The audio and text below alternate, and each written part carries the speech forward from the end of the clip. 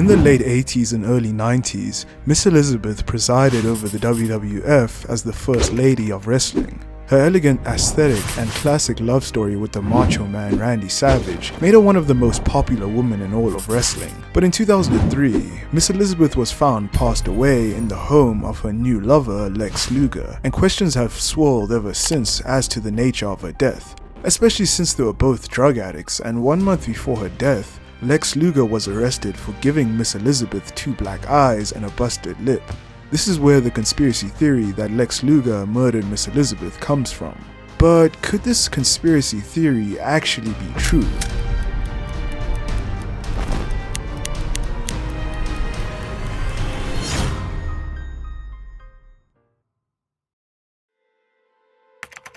Miss Elizabeth, real name Elizabeth Hewlett, was born in Frankfort, Kentucky, and from a young age, she had a tough upbringing.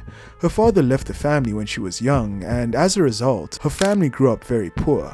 Despite her circumstances, she was able to rise above them, graduating from the University of Kentucky with a degree in communications. While working the front desk of a gym in Kentucky in the early 1980s, Elizabeth met Randy Poffo, better known as the Macho Man Randy Savage. Savage claims that it was love at first sight, though Elizabeth's friends say that she needed a little more time to become accustomed to the high-energy Savage. Regardless, the two quickly entered into a romantic relationship with each other and would marry at Elizabeth's mother's house in Frankfort, Kentucky in 1984. At the time, Savage was part of International Championship Wrestling, and from time to time he began to get involved with Miss Elizabeth. She was helping him out in the company. Elizabeth was primarily an announcer for ICW, but also served as an editor for their televised shows. Officials at ICW were impressed at how quickly Elizabeth picked up the industry, so she became a staple of the program. In 1985, Vince McMahon was combing the territories to bring in all of their best talent, and decided to bring the Macho Man Randy Savage into the WWF. Savage, though, insisted that his wife had to be on the road with him, so WWF officials quickly tried to find a spot for Miss Elizabeth. Randy Savage then introduced his new manager, the elegant and beautiful Miss Elizabeth. Her beauty immediately caught the attention of the audience, but the audience weren't the only ones to fall in love with Miss Elizabeth. WWF officials were immediately impressed by her too, particularly how her graceful presence was the polar opposite to the Macho Man's intensity. This helped to humanize the wild persona that was Randy Savage to the audience. This juxtaposition was further highlighted by the fact that Elizabeth was truly one of the first female valets in the company. Despite Savage being a heel throughout his initial run, Elizabeth always continued to be a face. This enabled Savage to continue to garner heat with the fans, as he would treat the beautiful Miss Elizabeth poorly on camera to get the audience to boo him. Much of Savage's early stories also revolved around other men being attracted to Elizabeth, including George the Animal Steel and the $1 Million Man Ted DiBiase. In all of these rivalries, Savage would be enraged by anyone else trying to lay their hands on his woman. This was actually very reflective of Savage and Elizabeth's relationship in real life. Especially in the late 1980s, the wrestlers in the locker room were known for their constant and extreme pranks, and were also known for their womanizing. In order to protect Elizabeth from the boys, and in order to satiate his own jealousy, Savage would typically tell Elizabeth to stay in his dressing room, and would get angry with any of the men who attempted to approach or talk to her. This protective nature from Savage also showed itself in Elizabeth's on-screen presentation. Savage managed nearly every aspect of Elizabeth's character and look, but even she needed friends who were women. That's how Elizabeth came to be friends with Linda Hogan, the then wife to WWF's megastar Hulk Hogan. As another woman who spent most of her time on the road with her husband, the two became fast friends, and it gave Elizabeth an outlet for socialization away from the Savage's overprotective nature. To be clear, nobody has ever claimed that Savage and Elizabeth's relationship was poor or toxic by any means. As an actual married couple, the two were never part of the prevalent club and party scenes like many other wrestlers were at the time, which kept them away from drugs and alcohol. There has never been any instances or stories of abuse, and by all accounts, the two loved each other very much. Their most prevalent issues as a couple were ones that many who travel and spend every moment with each other have. Elizabeth was constantly managing Savage's career behind the scenes and spent most of her time preparing Savage and his equipment for the constant matches. The only real issue was Savage's overprotection, which began to wear on Elizabeth over the years. As time went on, Savage's personality and in-ring ability forced the WWF to turn him face, and his relationship with Elizabeth became even more popular with the fans. Savage went on to win the WWF title with Elizabeth by his side at WrestleMania 4, and would eventually align with Hulk Hogan in the summer of 1988 as the Mega Powers. Despite the top two babyfaces in the company teaming together, much of the focus remained on their manager, Miss Elizabeth, and she propelled the two to new heights. Elizabeth was also the reason for the implosion of the Mega Powers, once again being the focal point of one of the company's biggest storylines. Again, playing off of his real-life insecurities, Savage began to accuse Hogan of lusting after Miss Elizabeth. After a series of instances where the two hugged or Hogan accidentally laid his hands on her, coupled with a number of other perceived slights, the Mega Powers exploded into the main event of WrestleMania 5. Elizabeth refused to pick sides between the two men, taking a neutral corner during the bout, and after Hogan eventually took the WWF title from Savage, the Macho Man dropped Miss Elizabeth as his manager the next night, separating the two on television for the first time. In reality, Elizabeth was just burnt out from the years on the road with her husband, and wanted the two of them to take some time off. Savage was at the height of his popularity though, and didn't want to walk away just yet, so instead, only Elizabeth took time off the road.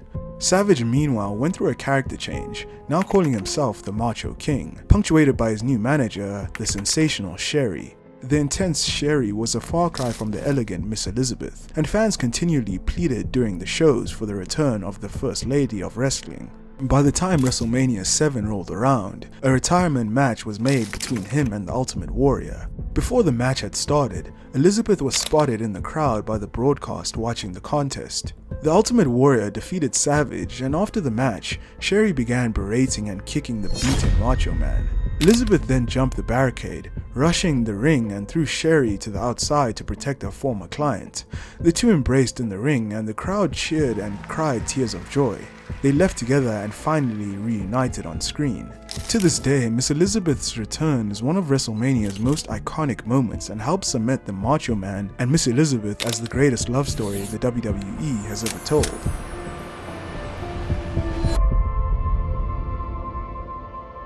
The duo then capitalized on their WrestleMania momentum when the Macho Man proposed to Miss Elizabeth. Ironically, despite being actually married for nearly 7 years by that point, the marriage was secret from the audience. This led to the two having one of the industry's most iconic in-ring marriage ceremonies at SummerSlam 1991, dubbed the Match Made in Heaven. Then it was back to business as usual, with most of Savage's storylines revolving around men interacting with Miss Elizabeth.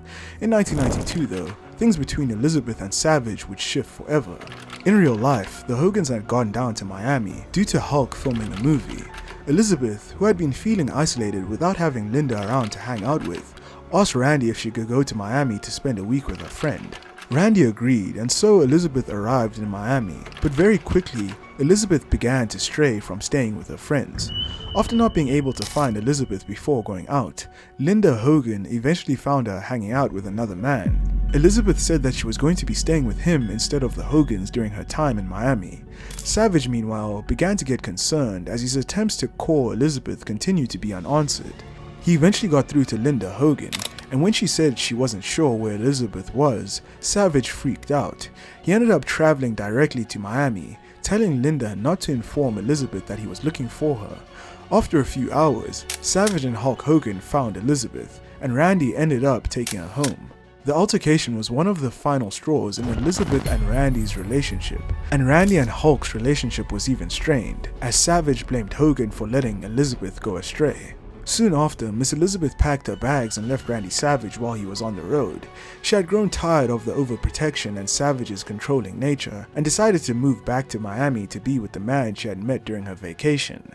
Elizabeth was quietly written off WWF television, with only a statement regarding their divorce from Randy Savage mentioned in WWF magazine.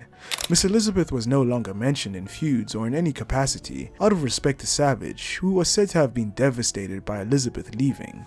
Elizabeth went on to lead a quiet number of years. She retired from wrestling and in turn retired from the spotlight. She ended up meeting and dating an attorney in Miami named Carrie Lubetsky, and the two were actually married in 1997, but this wouldn't spell the end of Miss Elizabeth's career in wrestling. Randy Savage, looking to revitalize his career, jumped to WCW. At the time, WCW was giving out lucrative guaranteed contracts, with Savage in particular receiving around $1 million. Despite the two having been separated for a number of years, Savage reached out to Elizabeth to come to WCW with him, as a gesture to get her one of those expensive contracts. So in January of 1996, Miss Elizabeth returned from retirement, again alongside Randy Savage, but this time in WCW. Things were different in this iteration though, as Miss Elizabeth turned heel for the first time in her career shortly after debuting. She aligned with the New World Order, and many of her early storylines again focused on her ex-husband in an inverse of the storylines they would tell in the WWF. This time, Elizabeth was the manipulative one, and she got to show off a side of her that audiences had never seen before. After taking a brief leave of absence, Elizabeth would return with a new client, and this would be her most important client since the Macho Man Randy Savage. Elizabeth began managing Lex Luger, another big-name superstar in WCW. Again, Elizabeth's mean streak would become more pronounced, actually getting physically involved in some matches and storylines to benefit her client. But the real story was the one happening behind the scenes. When Elizabeth was with Randy Savage, real life influenced art, with Savage's actual insecurities and jealousness inspiring most of their feuds and storylines. This time, the opposite was happening. As had happened countless times in professional wrestling, the art began to influence real life, as Elizabeth began to have a romantic relationship with Lex Luger. But the twist in the story was that both Elizabeth and Luger were married at the time. Elizabeth ended up separating from her husband in a move likely hastened by her new relationship with Luger, but Luger remained married to his wife throughout. To make matters even more complicated, Elizabeth moved to Georgia to be closer to Luger, and even lived in the same complex as Luger and his family. Despite reservations from many backstage, including Elizabeth's friend, Linda Hogan, most people liked Elizabeth so much that they decided that if she was happy with the relationship, then so were they, even if it did have the potential to become a messy affair. Even the Macho Man, to his credit, was never reported to have any jealousy or ill will towards Elizabeth or Luger during this time, and was actually said to have been relatively cordial and friendly with the two throughout. Elizabeth and Luger remained an on-screen act until WCW's closing in 2000, with May 29th being Miss Elizabeth's last appearance in wrestling in her career. Elizabeth and Luger stayed together after leaving WCW, with Elizabeth going full circle by working the front desk at Luger's gym in Georgia called Main Event Fitness. But things weren't all as they seemed behind the scenes for the couple. Elizabeth and Luger began to get involved with pills and alcohol. Luger had begun to use pills for pain, believing himself to be too disciplined to actually become addicted to them. Unfortunately, his belief was false, as both he and Elizabeth developed an addiction to pills, and commonly would mix them with alcohol in a dangerous combination. Their addiction began a mutual spiraling that only got worse as time went on. Arguments between the two began to become more frequent as the relationship began to turn toxic. The cops were called numerous times to the townhouse the couple shared, to the point where Luger felt that he was being targeted by the Cobb County Police, as every appearance from them drew more vehicles and officers. In April of 2003, police were called to the home Luger and Elizabeth shared in response to a domestic dispute. When they arrived, they found Miss Elizabeth with 2 bruised eyes, a bump on her head, and a busted lip. Elizabeth told authorities that her injuries were a result of falling down. She told the police that she had fallen on concrete while walking their 2 large dogs, but she also told friends that she had fallen down the stairs. Eventually, she admitted that Luger had hit her. Luger was charged with misdemeanor battery and was released on $2,500 bond. Only 2 days later, while Miss Elizabeth was in the car with Lex Luger, he was charged with a DUI after rear-ending another car. To make matters worse, Luger had a suspended license and was driving with a gun in the car. Elizabeth, luckily, was unharmed, and she was sent home from the accident in a taxi cab. The real tragedy would take place a month later on May 1st, 2003. The two were spending the night taking a mix of hydrocodone and Xanax and washing them down with vodka. After heating up their dinner in the microwave, Luger called Elizabeth to come and get her food, but Elizabeth never did. He then took the food over to her on the couch, thinking that Elizabeth had just fallen asleep. He was unable to wake her up though, and when he finally noticed that Elizabeth's eyes were dilated, he began to realize that something was wrong. A panicked Luger called 911 to report that Elizabeth wasn't breathing and was instructed by the responder to begin CPR until paramedics could arrive. Luger delayed in starting the CPR, as he was frazzled and unaware of how to even do it, but made the attempt before paramedics made it onto the scene. Luger was escorted to the front yard while the professionals tried to save Miss Elizabeth, but it was too late. Miss Elizabeth had died at the age of 42.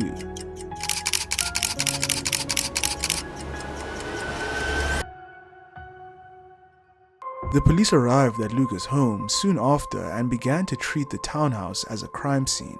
Luger was informed by the police that he was not yet being charged with any crime, but that they had to bring him into the station while they did their investigation. Elizabeth's body was taken in for an autopsy to see if there was any signs of foul play resulting in her death.